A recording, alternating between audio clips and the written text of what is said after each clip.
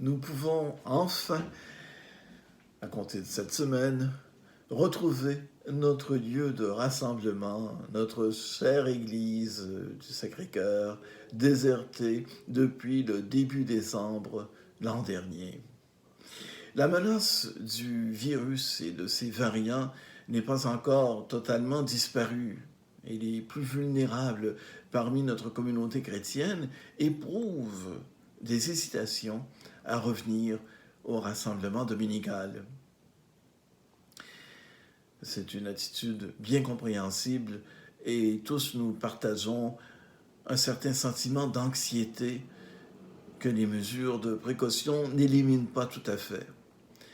N'empêche, la vie, surtout avec la distribution des vaccins et l'arrivée du printemps, semble reprendre le dessus et notre santé, aussi bien mentale que spirituelle, a besoin de tous les soutiens. L'Évangile d'aujourd'hui nous aide à lire notre expérience de la dernière année à la lumière de la foi.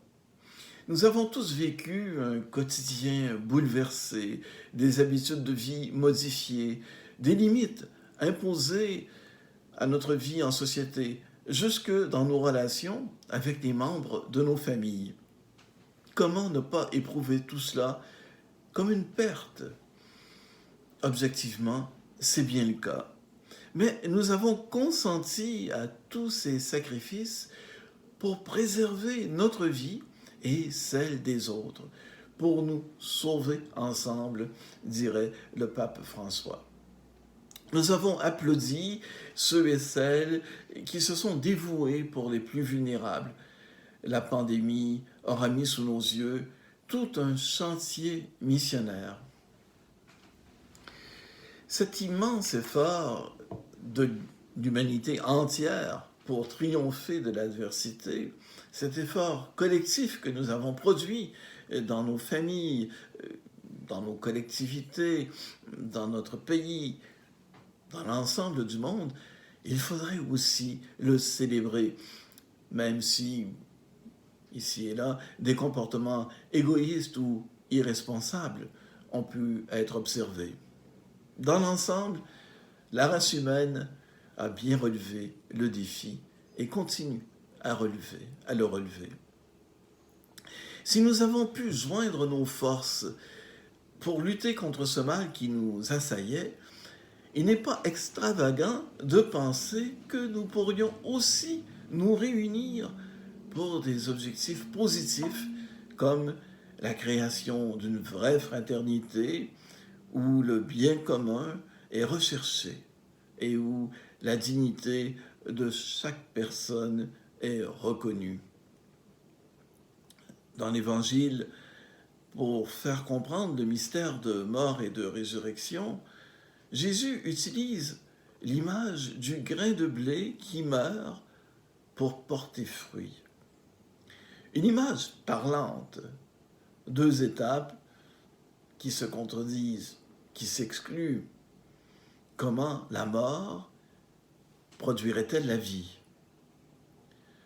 Et pourtant, la nature en fait la démonstration. Mais l'image reste défaillante. Elle confirme la pensée assez répandue que la mort fait partie de la vie. Expression d'un défaitisme ou d'une acceptation du caractère implacable de la loi voulant que tout vivant finit par mourir. On est encore bien loin de l'affirmation d'une résurrection, d'une vie par-delà la mort. Toutes les morts ne sont pas fécondes.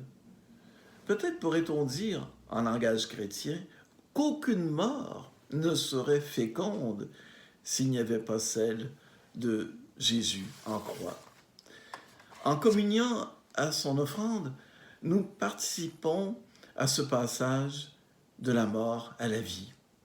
Chaque geste qui a pour but de soutenir la vie des autres, de contribuer à leur bonheur, toutes ces actions où d'une certaine façon nous renonçons à notre propre vie, quand nous donnons à l'autre la priorité, alors nous devenons une illustration de ce grain de blé tombée en terre.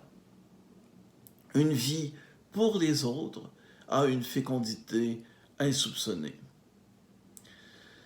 Une fécondité qui se découvre aussi dans l'expérience et surtout dans une vision de foi.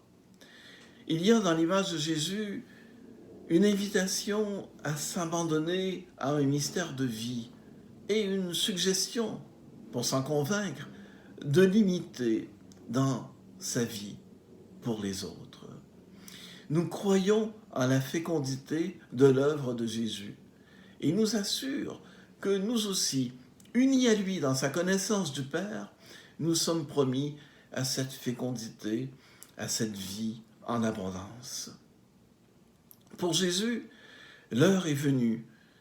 L'Évangile nous confie son débat intérieur pour arriver à la fermeté d'une obéissance à sa mission, pour glorifier son Père et pour le salut du monde.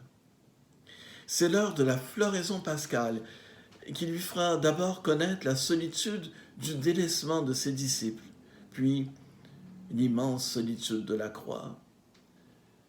Comment cet instrument de torture peut-il devenir arbre de vie, de la même façon que le grain tombé en terre produit beaucoup de fruits. Pour nous aussi, à l'approche de la Semaine Sainte, c'est l'heure de suivre le Christ, l'heure d'un abandon total de soi dans la foi. Mais comment renoncer à un gain apparent pour une fécondité qui paraît improbable? Comme pour Jésus, la prière sera notre secours pour nous engager dans cette voie difficile de combattre notre tendance à garder la maîtrise de notre propre vie. C'est l'alliance nouvelle à laquelle nous participons. Nous sommes appelés à servir le Christ par amour de la vie véritable. Pour que cela soit moins vertigineux, laissons-nous au quotidien attirés par la vie.